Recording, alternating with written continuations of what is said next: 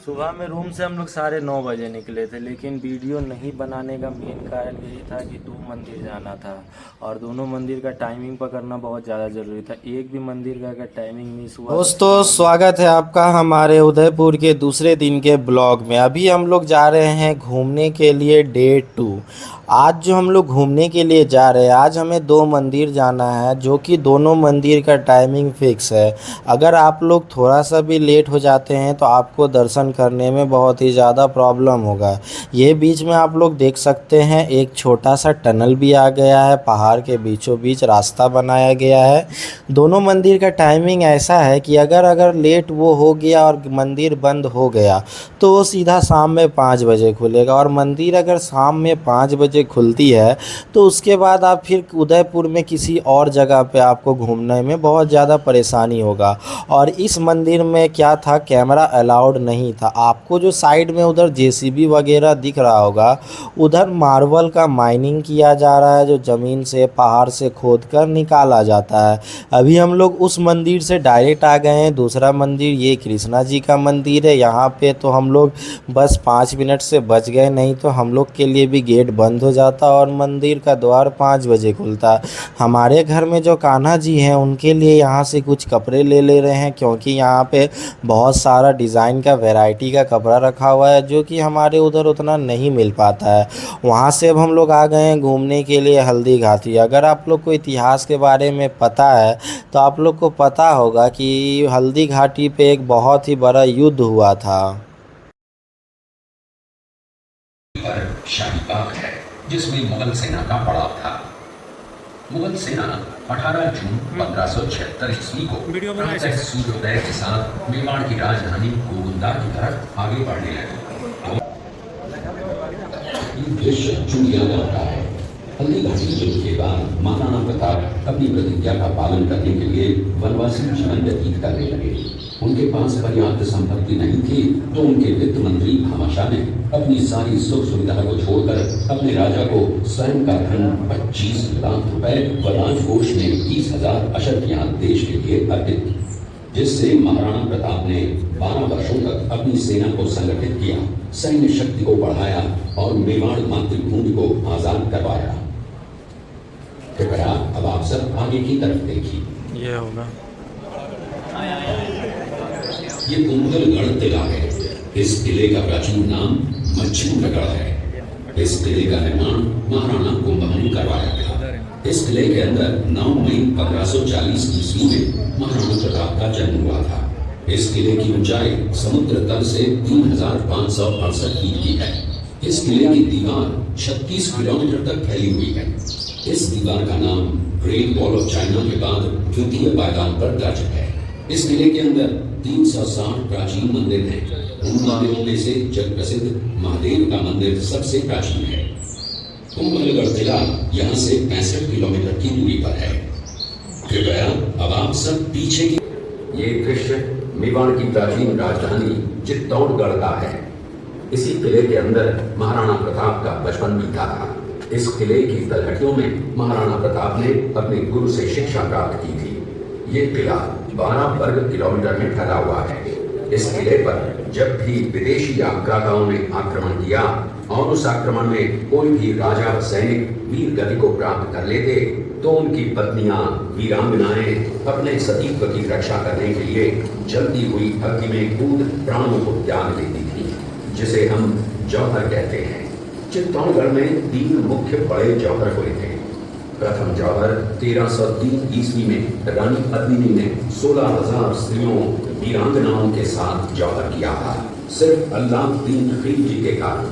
दूसरा जौहर 1535 ईस्वी में गुजरात के शासक बहादुर शाह के आक्रमण के कारण रानी कर्मावती ने वीरांगनाओं के साथ किया। और तीसरा जौहर 1568 ईस्वी में जब अकबर ने चित्तौड़गढ़ पर आक्रमण किया, उसी समय रानी फूलकुमारी ने 7,000 वीरांगनाओं के साथ जौहर किया। फिर भी अकबर का मन नहीं भरा और अंत में हजारों आम लोगों का कत्लेआम करवाकर उन्हें मौत के घाट उतारा गया। इस किले में देखने योग्य विजय स्तंभ है, कीर्ति स्तंभ, मीरा मंदिर, जैन मंदिर, कालिका माता मंदिर, भामाशाह हवेली, कुंभाश्याम मंदिर, फतेह प्रकाश महल हैं। ये किला यहाँ से 140 किलोमीटर दूरी पर है। ये देखते हुए सभी अतिथि आगे की तरफ चले। शेखपुर गांव का दृश्य है। अब्दुल रहीम खान खाना अजमेर का सूबेदार था। जब वो शेखपुर पहुंचा तब इसका पता कुंवर अमर सिंह को चला, जो महाराणा प्रताप के पुत्र थे। अमर सिंह ने शेखपुर छावनी पर अचानक आक्रमण कर दिया। उस आक्रमण में मुगल सेना में भगदड़ मच गई। मुगल सेना को अपनी छावनियों को छोड़कर भागना पड़ा। छावनियों के अंदर से लूटा हुआ माल व अब्दुल रहीम खान खाना, जिसकी बेगम आनी खान को बंदी बनाकर महाराणा प्रताप के सामने पेश किया गया। तब अमर सिंह पर महाराणा प्रताप क्रोधित हुए और कहा, जहां से इस नारी को बंदी बनाकर लाए हो, इसे पुनः ससम्मान लौटा कर आओ। महाराणा प्रताप ने कहा, हमें नारी से कोई दुश्मनी नहीं है, हमें तो देश में द्रोहियों से दुश्मनी है, जिन्होंने चारों तरफ आतंक फैलाया है। महाराणा प्रताप के आदेश का पालन करते हुए कुंवर अमर सिंह ने उस मुगल नारी को ससम्मान छावनी तक पहुंचा। इस प्रकार महाराणा प्रताप ने अपने क्षत्रिय राजपूत धर्म का पालन किया और पराई स्त्रियों को मां, बेटी और बहन का दर्जा दिया। ये है महाराणा प्रताप का चरित्र और नैतिक उदारता का परिचय। ये देखते हुए सभी अतिथि आगे की तरफ चले। अब लोगों ने चित्तौड़गढ़ का दृश्य देखा। उसी किले के अंदर की ये घटना है। मेवाड़ की एक ऐसी मां थी जिसने अपने पुत्र का बलिदान देकर राजवंश की रक्षा की थी। उस मां का नाम पन्नाधाय था। पन्नाधाय जाति से गुर्जर थी। वो एक राजकुमार की धाई मां थी। दूसरी तरफ हाथ में तलवार लिए खड़ा ये बनवीर सिंह एक दासी पुत्र है। ये कुंवर उदय सिंह की हत्या करके मेवाड़ की राजगद्दी प्राप्त करना चाहता था। एक रात्रि बनवीर सिंह को मौका मिला। वो राजकुमार उदय सिंह के बड़े भाई विक्रमादित्य सिंह की हत्या करके राजमहल की तरफ आगे बढ़ा। इसकी सूचना पन्नाधाय को लग गई। कुछ समय तक पन्नाधाय चिंतित हुई। तभी पन्नाधाय ने अपने पुत्र चंदन को राजसी कपड़े पहनाकर पलंग पर सुला दिया और उदय सिंह को एक टोकरी के अंदर छिपाकर पत्तों से ढक के महल के बाहर निकालकर गुप्त रास्ते से कुंभलगढ़ भेज दिया। बनवीर सिंह जब तलवार लेकर राजकक्ष में आया तो उसने पन्नाधाय से कड़क आवाज में उदय सिंह के लिए पूछा तो पन्नाधाय ने चंदन की तरफ इशारा किया। बनवीर ने चंदन को उदय सिंह समझकर चंदन की हत्या कर दी और ये समझने लगा कि मैंने राजकुमार उदय सिंह को मार दिया। वही राजकुमार बड़े होकर राजा बने और अपने नाम का उदयपुर नगर बसाया, जो यहाँ से 40 किलोमीटर दूर है। और उन्हीं के पुत्र महाराणा प्रताप हुए, जिन्होंने हल्दी घाटी का युद्ध लड़ा और आज हम लोग उनका इतिहास यहाँ पर देख रहे हैं। ये देखते हुए सभी अतिथि आगे की तरफ चले।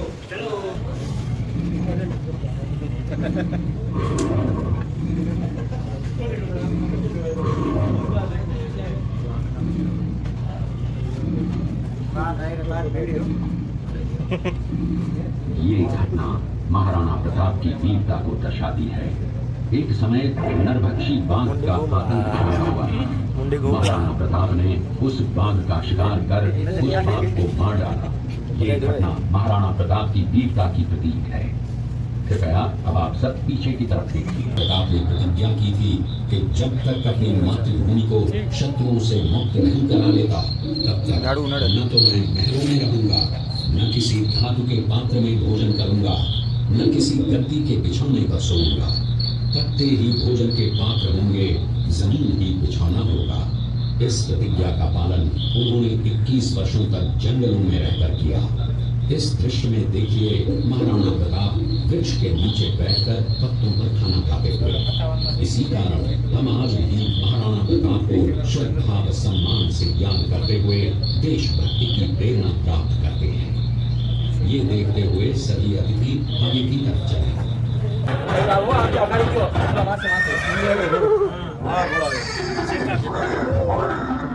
ये दृश्य महाराणा प्रताप और सुविख्यात स्वामी भक्त घोड़े चेतक के अंतिम मिलन का है।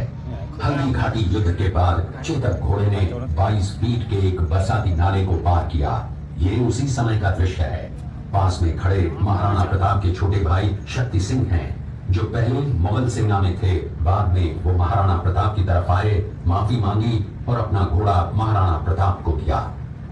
ये देखते हुए सभी अतिथि आगे की तरफ खाइलू ना जो ये जो मशीन आप लोग को सामने में दिख रहा है, ये गुलाब जल निकालने का ट्रेडिशनल तरीका है। पहले गुलाब जल ऐसे ही निकाला जाता था, अभी भी बहुत सारे जगहों पे गुलाब जल ऐसे ही निकाला जाता है। वहाँ से अब हम लोग आगे आ गए हैं घूमने के लिए। बहुत सारे प्रकार के पुराने ज़माने के चीज़ रखे गए हैं कि पहले कैसे कैसे क्या क्या चीज़ों का यूज किया जाता था। इधर बीच में एक छोटा सा तालाब टाइप का बना हुआ है। इधर देखिए शिव जी बैठे हुए हैं, हर हर महादेव।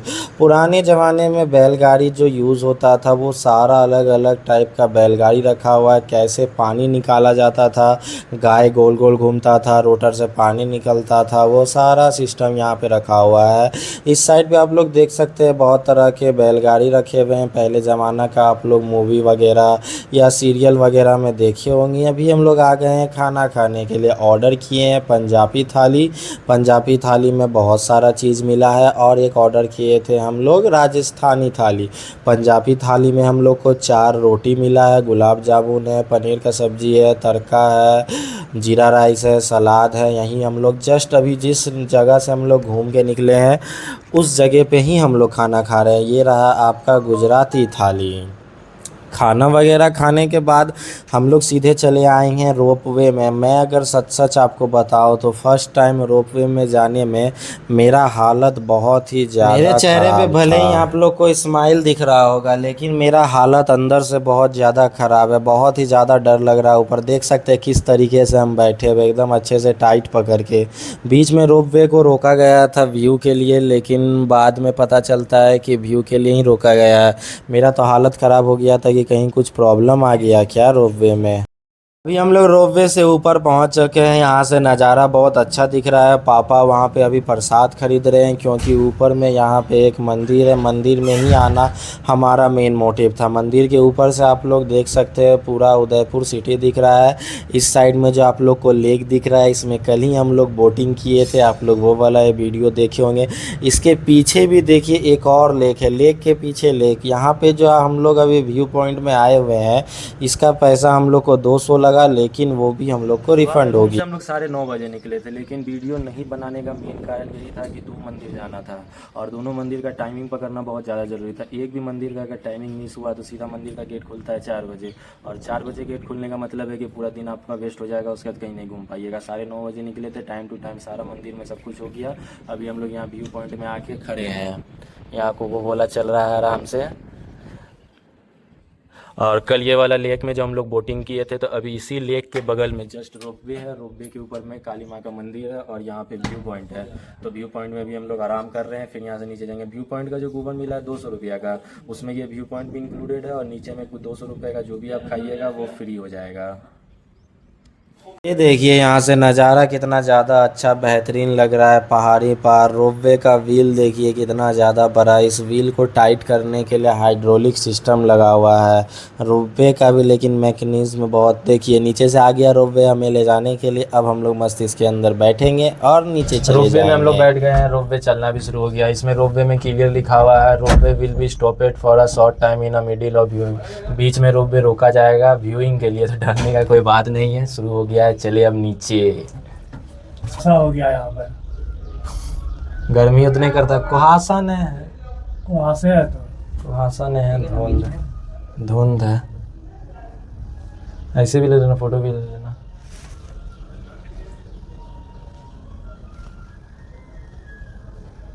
ऐसे ले ले। हम लोग 200 रुपये का जो कूपन लिए थे उसमें ऊपर हम लोग व्यू पॉइंट भी जा सकते हैं, और नीचे इस कैफ़े में भी हम लोग 200 का जो भी चीज़ खाएंगे तो 200 रुपये हमारे बिल में माफ़ हो जाएंगे।